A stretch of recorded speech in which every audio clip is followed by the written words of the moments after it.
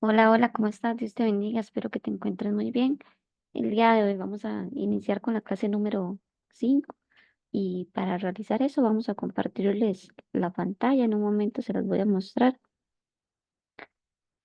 Bueno, acá la tengo. Vamos a irles mostrando una a una las imágenes. Ok, vamos a acomodarnos. El día de hoy vamos a ver lo que se trata acerca del reinado de Salomón. Salomón fue uno de los reyes que se caracteriza muchísimo por tener una sabiduría incomparable y una riqueza que superó a los demás reyes también. Por otra parte, el rey Salomón, bueno, es hijo de David y Betsabé.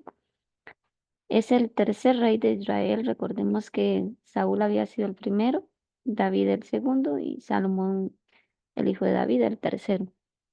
Salomón, su nombre significa el Pacífico o Jedidia, que es el amado de Jehová. Eh, Antes de que él tomara el poder y demás, hubo una rebelión de Absalón, que era hijo de David, que quería usurpar el trono de su propio padre mientras que él estuvo vivo. Entonces está pasando esta situación. También, bueno, Salomón aumenta las riquezas de su gobierno por medio de muchas cosas. Él dice que agarraba el comercio y lo explotó de una forma muy significativa como otros no lo habían hecho. También él, actualmente podríamos verlos como alguien que practica relaciones unidas, eh, o algo como la ONU, porque dice que todas las naciones eran aliadas de él y tenía un prestigio nacional sumamente grande. También Salomón fortificó ciudades, ¿verdad? Haciendo edificios y también edifica lo que es el templo de Jehová. Entonces fue uno de sus mayores reconocimientos como rey. Al construir el templo se dura construyéndose 7 años. Era algo más o menos dimensionado como lo que se muestra por acá, ¿verdad? Un templo majestuoso con materiales como Dios le había indicado, de indicaciones específicas. También dice que había una reina de Saba, que venía de ese lugar, que tenía mucha curiosidad por conocer a Salomón. Entonces ella llega y lo visita porque escucha de él que él es alguien de mucho conocimiento y cómo hace y demás. Entonces la reina de Saba ya venía de Etiopía, también es con un reino poderoso. Era conocida porque también era una mujer muy sabia, muy rica pero también era muy curiosa. Entonces, ¿por qué es que ella visita a Salomón? Porque ella oye hablar de su fama y lo quiere poner a prueba con preguntas difíciles.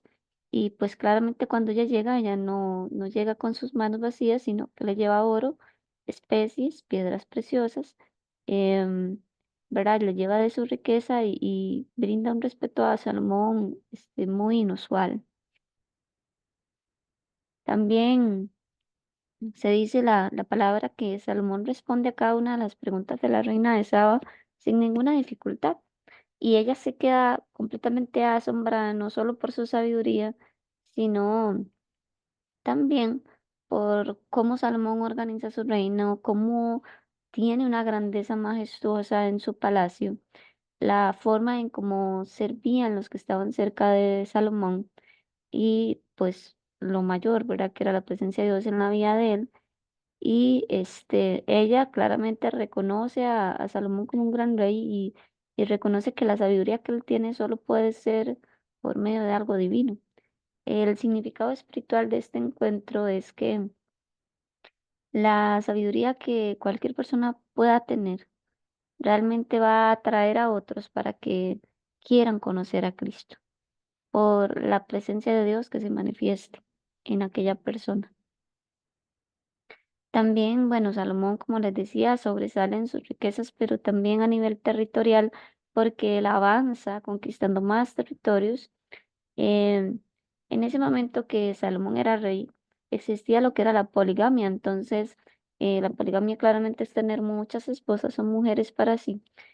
Salomón tenía 700 esposas y 300 concubinas. Y no solo eran de Israel, sino que eran de toda nación y de muchas creencias. Entonces, uno de los errores garrafales que comete Salomón es el paganismo de sus esposas, porque Salomón no solo las trae, sino que les permite a ellas que adoren a los dioses que cada uno traían en sus culturas y Dios había dicho que eso no se podía hacer. Entonces, a causa de ese pecado, viene la declinación del reinado de Salomón, dividiéndose su reino en 5 partes.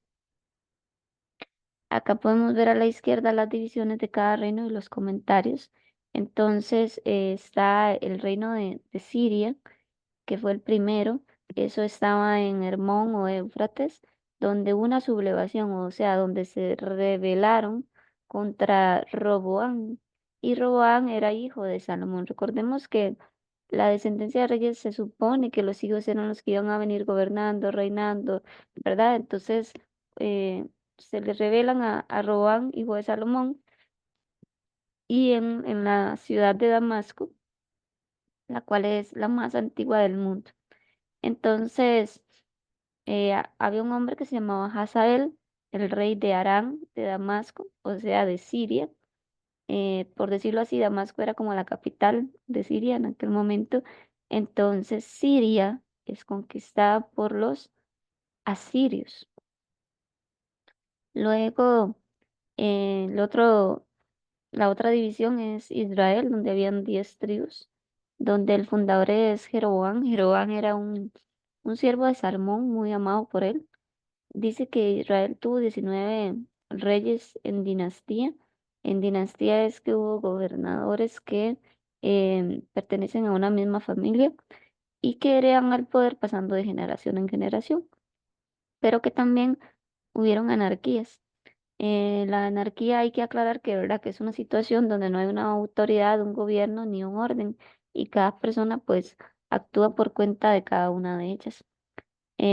Hubieron varias capitales en Israel eh, en esa división, que eran Siquem, Firsa, Omri, Samaria.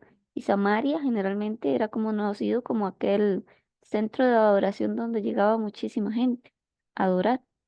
En Judá, que era la otra división, estaba la tribu de Judá, de Benjamín y parte de la de Simeón. Esta tribu le es leal al reinado de David hasta ser destruido por el rey de Nabucodonosor o el rey de Babilonia. En esta división hubieron 20 reyes. En la división de Moab, Moab siempre estuvo sujeto a Israel, que es el que está arriba, eh, y la división de Edom, que siempre tributó a Judá en tiempos de Josafat, pero fue subyugado por Nabucodonosor, el rey de Babilonia. Em, Israel pierde sus 10 tribus y esto se dio por varios acontecimientos.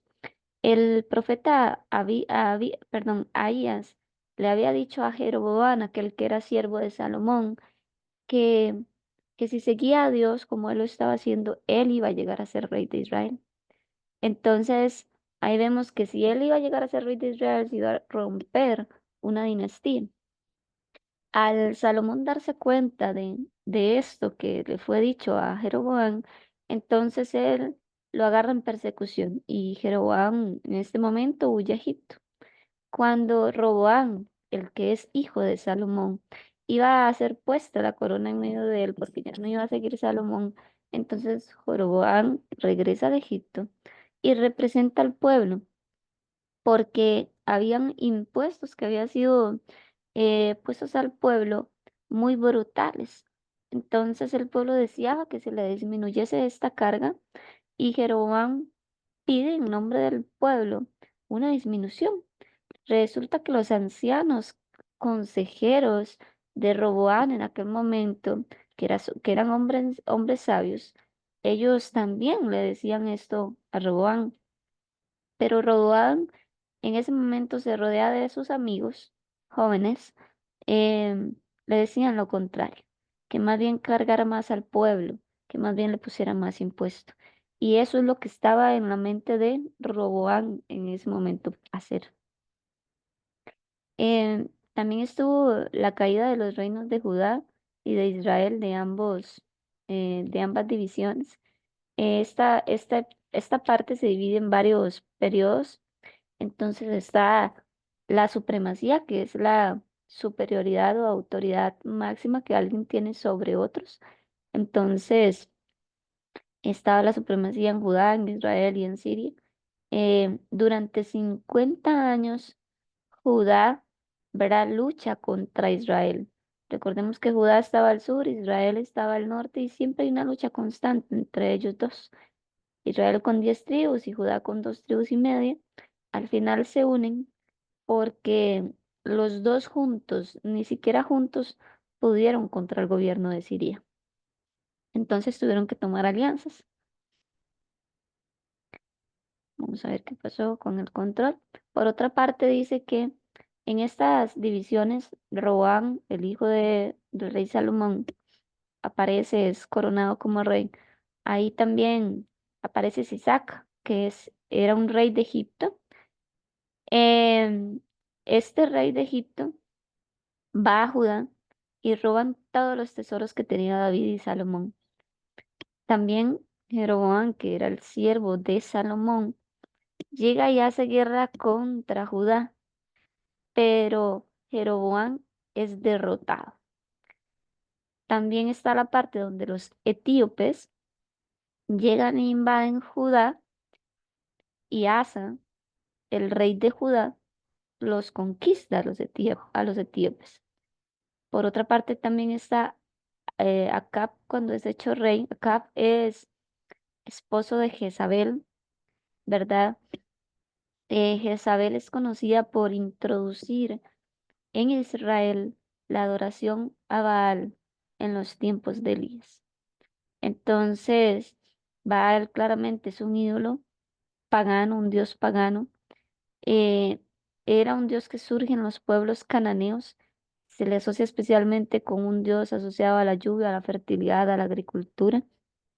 Em, Después hay una persecución llamada persecución de Josafat a 3 tribus, a extranjeras, que eran Moab, Amón y Edom. También está lo que se conoce como la supremacía de Siria. Esta supremacía dura 43 años, o sea, esa autoridad, esa potestad de parte de ellos. Hay varias revoluciones en 3 ciudades.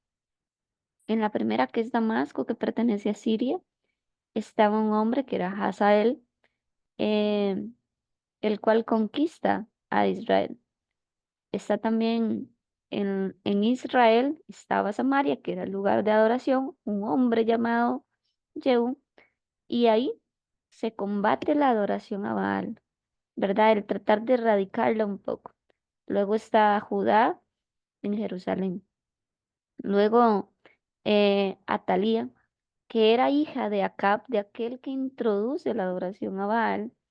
em, y recordemos que hay un espíritu que se llama espíritu de Atalía, que es un espíritu que a veces los predicadores dicen, hay un espíritu de Atalía en este lugar, un espíritu de control, de ambición, pero también de destrucción. Em, Se introduce nuevamente la idolatría y la influencia del dios Baal en ese momento. Posteriormente, Joiada, ¿verdad? Había un hombre llamado así, que él intenta hacer lo que son las reparaciones del templo en los tiempos del profeta Joel y del profeta Jonás. Por otra parte, también está lo que fue un tiempo del periodo de la restauración de Israel, donde estaba un personaje que se llama Ben-Hadad, un rey muy poco fuerte de Siria. También estaba Joás, el rey de Israel en ese tiempo, y donde Jeroboam, ¿verdad? Que el que era siervo de Salomón, que era hijo de Ben-Hadad, entonces conquistan Siria y subyugan a Judá.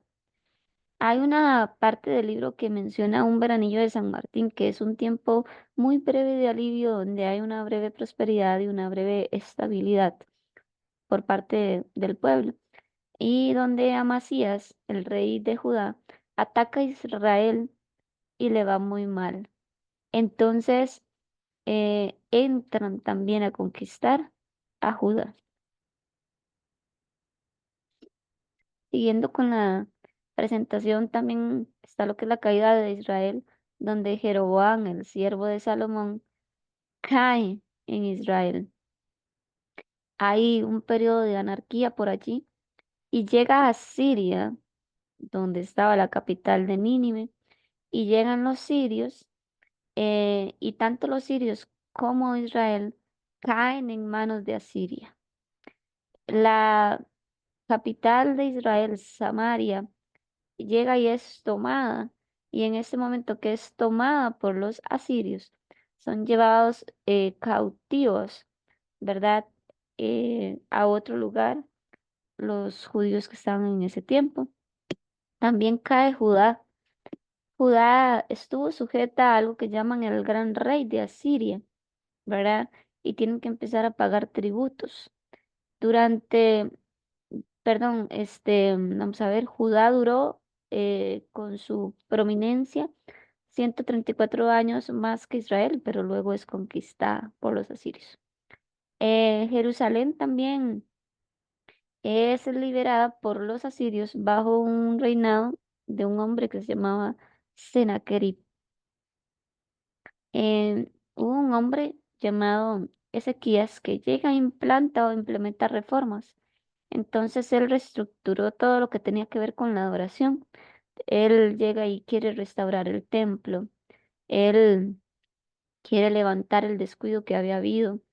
También este movimiento se presenta en Jerusalén y él pide a los levitas santificarse. También el rey, perdón, este hombre Ezequías, él desea restaurar todo lo que es la adoración, los volver a aquellos sacrificios que se le hacían a Dios y actuar conforme a la ley y también llegar y organizar a los levitas y los cantores. Él en su corazón estaba lo que era eliminar toda idolatría, que era eliminar aquellos lugares altos o colinas altas donde se subía y se ministraba adoración, pero muchas veces adoración pagana. Em, Él estuvo indicando que se derribaran imágenes y altares y que se destruyera la serpiente de Nehustán, que en un inicio era una serpiente que Dios había pedido a Moisés que se erguiera, que se levantara para curar al pueblo debido a una desobediencia, pero ellos estaban tomando esto como una idolatría y no como aquel objetivo que tenía Dios de que volvieran a ver a Él.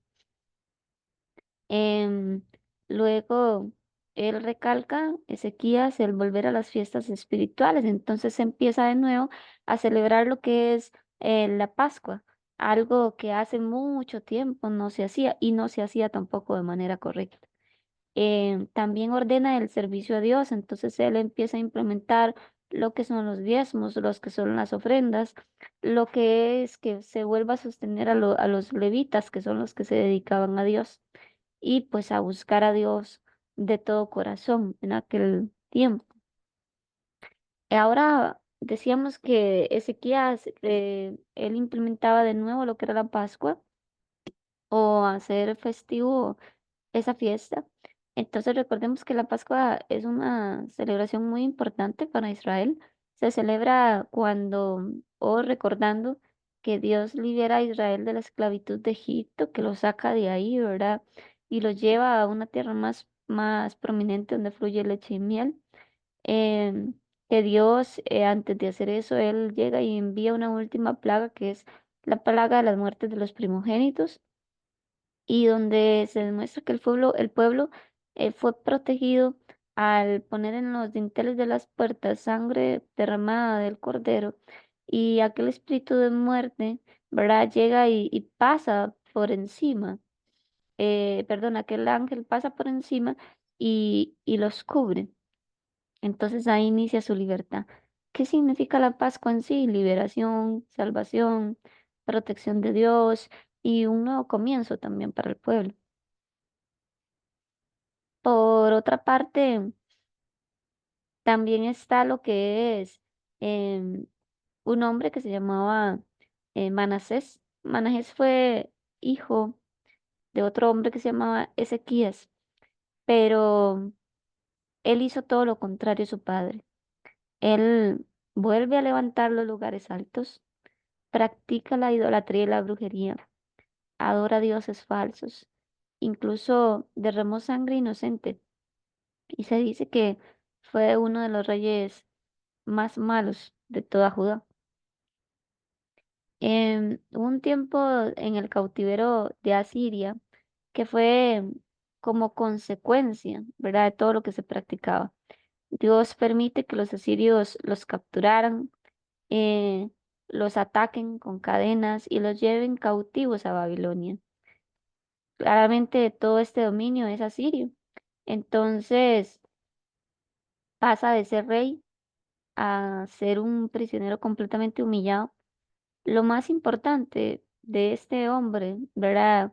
En medio de su aflicción, él se humilla, se busca a Dios con sinceridad, y él ora y pide misericordia por todo lo que estaba pasando.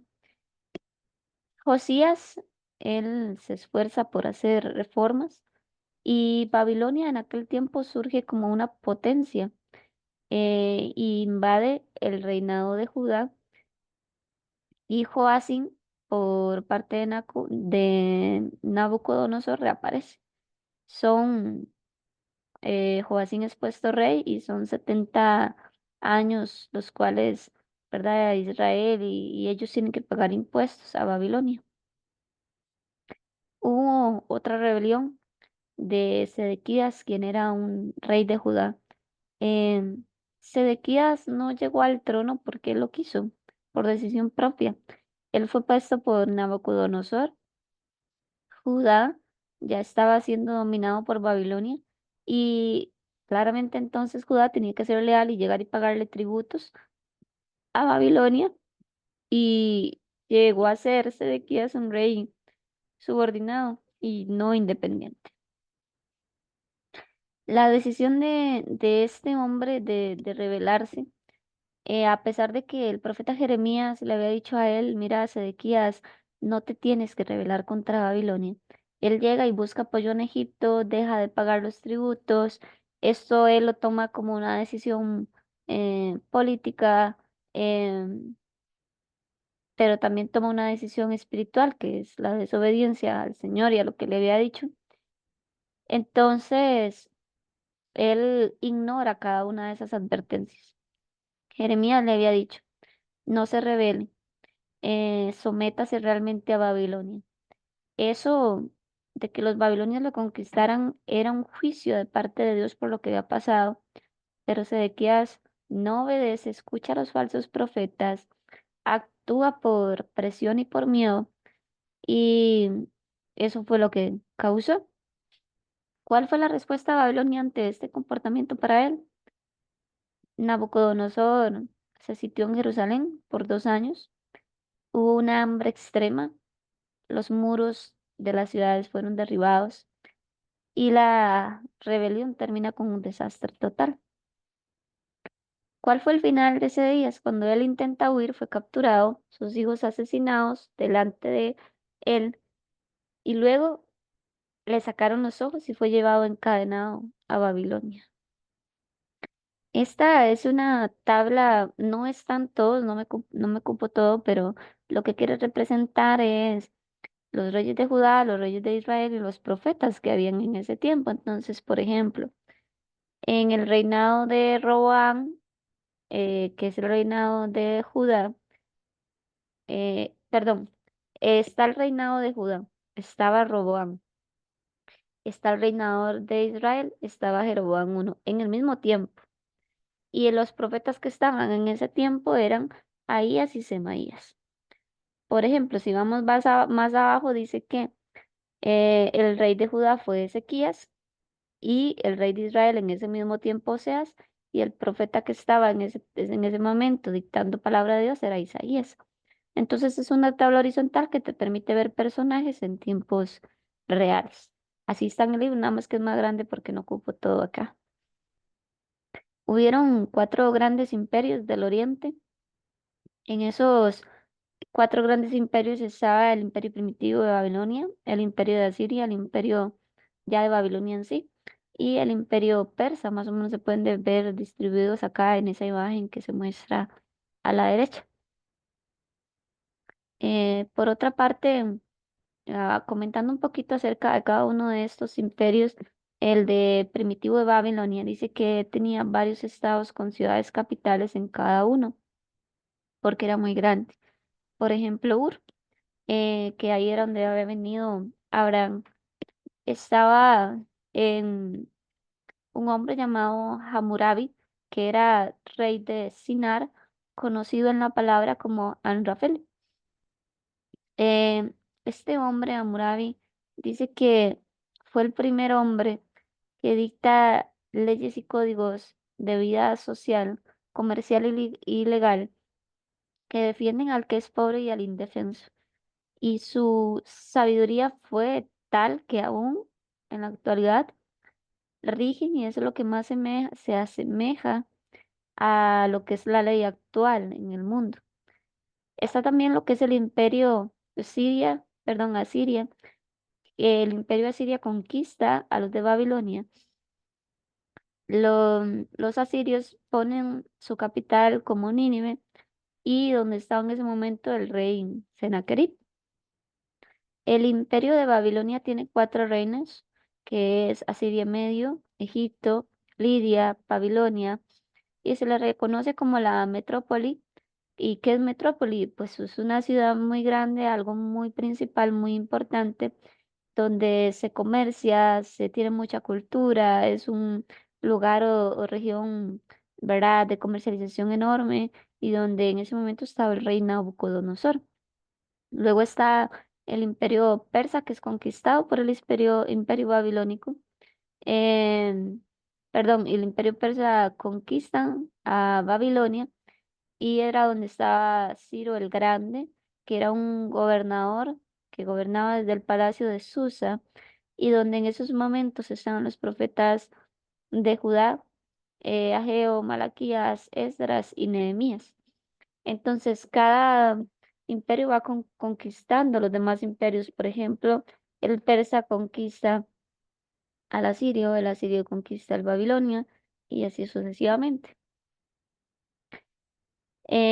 Los reyes de Asiria fueron Salmanasar, que le hizo guerra a Samaria, o sea, a Israel. Sargón finalizó esa guerra.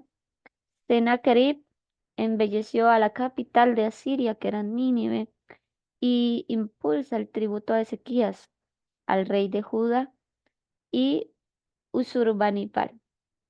Entonces, esos fueron los reyes de Asiria.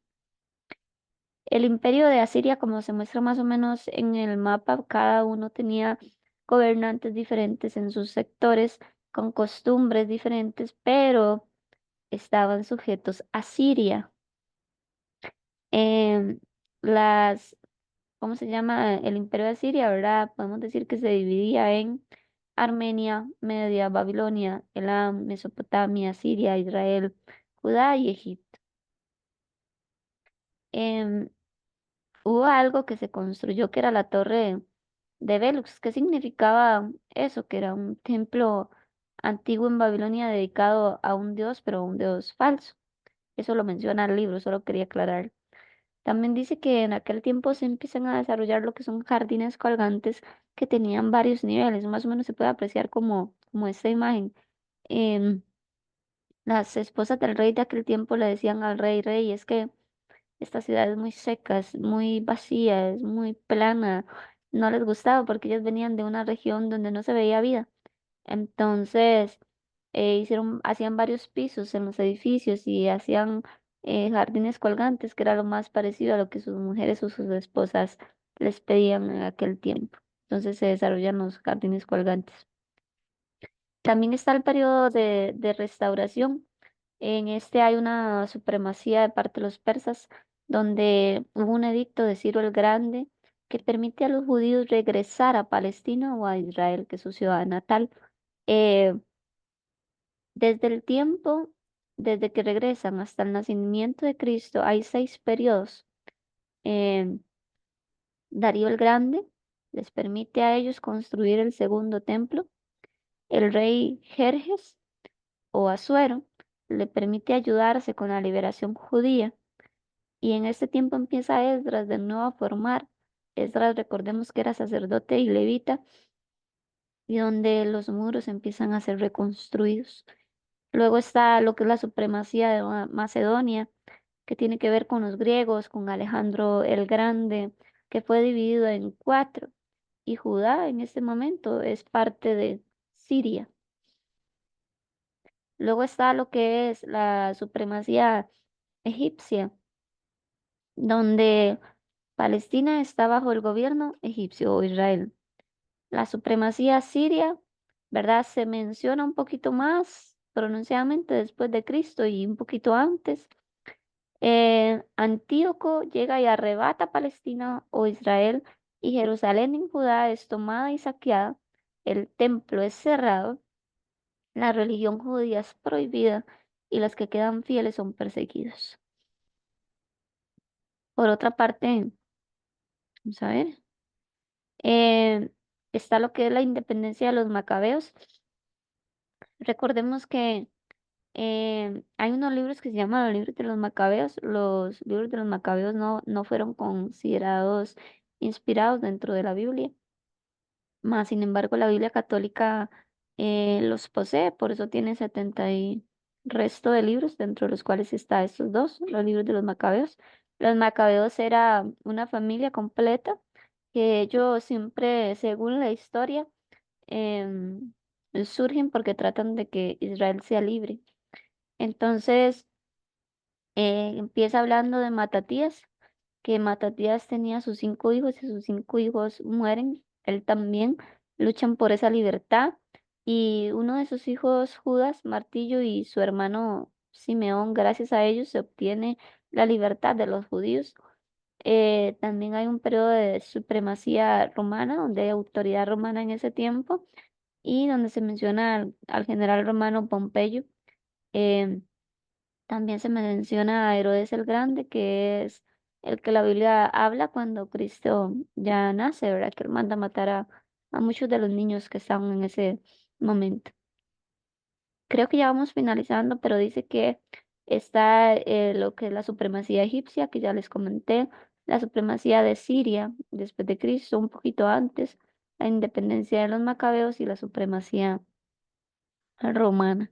Entonces, solo quería hacer una aclaración porque ahí se habla de que reconstruyen el templo, ¿verdad? Por segunda ocasión. Entonces, recordemos que el primer templo que se construye en la Biblia fue cuando Dios llega y le dice a Salomón y le da instrucciones de cómo tiene que ser. Pero cuando el pueblo de Israel es cautivo y es llevado por los babilonios, entonces ya no existía ese templo. Luego llega la segunda reconstrucción del templo, ¿verdad? Este segundo templo ya existía en tiempos de Jesús, pero fue destruido más o menos en el año 70 después de Cristo por los romanos. Em, Ahora, habrá un tercer templo, ¿verdad? Nosotros estamos esperando la venida del Señor. Hay señales proféticas que indican que cuando se ha levantado el tercer templo, deberíamos nosotros de estar percibidos, ¿verdad? De eso. Incluso se dice que ya todos los materiales para el tercer templo ya fueron comprados y demás, y solo falta que sea levantado su estructura. ¿De dónde se toma eso? Del libro de Daniel, de Tesalonicenses, Apocalipsis. Indican que el anticristo se va a manifestar en el tercer templo, proclamándose como Dios. Entonces, ese sería el final de la presentación. Espero que haya sido entendible. Recuerde que estoy para servirles, aclarar cualquier duda. em, y nos vemos en clase, los que son presenciales, y espero que les esté yendo bien. Dios les bendiga.